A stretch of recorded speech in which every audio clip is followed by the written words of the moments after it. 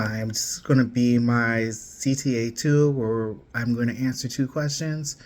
on mindful listening and emotional intelligence. So, to answer the first question, how do you plan to use mindful listening to improve interpersonal communication with others in the home and in the workplace?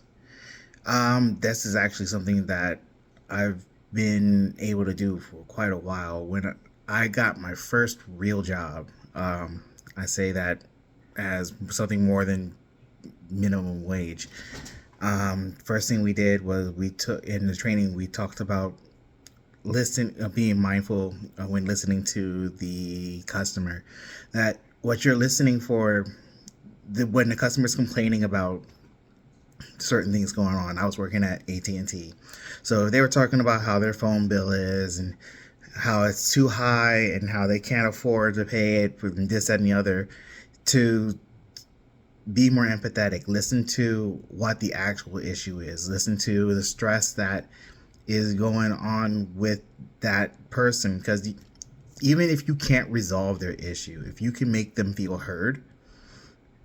then that tends to give them a bit of a better feeling about everything. And it's something that I've carried with me to this day when I work with people in the IT field, and they tell me what their issues are and they tell me how stressed out they are. I try to listen to them, and I don't just listen to their technical issues, but I try to listen to how they're saying it, what their main concern is. And even if I can't give them what they want, I can find a way to make it so that they can still do the things that they need. And it's caused a better relationship, to the point that while my contract ended prematurely, there are many people to this day that still think that I'm still working and are wondering, where I am and why I can't take care of their issues anymore. But in the home setting, what we do now is I try to listen to my children, and I try to teach them these things, because as they're dealing with a new family dynamic, they are focusing more on their feelings and how they are wanting to express how they're frustrated, but they're not really listening to each other. So what we're doing now is sitting down and talking to them and trying to help them vent their grievances, but also remain present in the conversation and listen to each other, so that they can hear what each one is saying and how they're saying it, and also not just sit around to be ambushing people and to cause an argument, or to be maliciously listening or pseudo listening, just so that they can follow the instructions to the letter, even though they can understand the spirit of the instructions. As far as emotional intelligence is concerned, that's something that I'm still working on. It's something that I've struggled with for a while,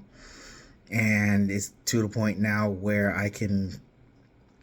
be listening to how people are and how they're feeling, and I can be more sensitive to that conversation, and try not to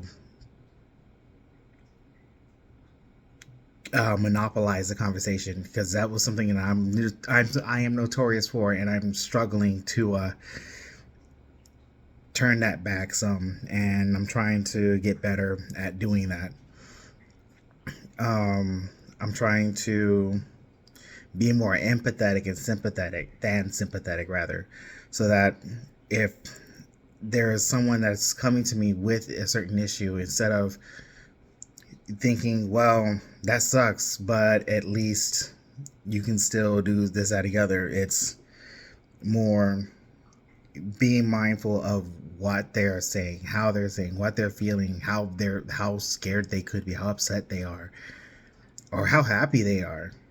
and letting them know that I'm there with them. And even if I can't come up with a solution, I can at least share space, and they can at least And if they want to talk to me, they can. And these are some of the things that I'm trying to do, and I'm trying to improve on, so that hopefully I can be more mindful, be more emotionally intelligent, and be better at communicating my feelings and interpreting the feelings of others.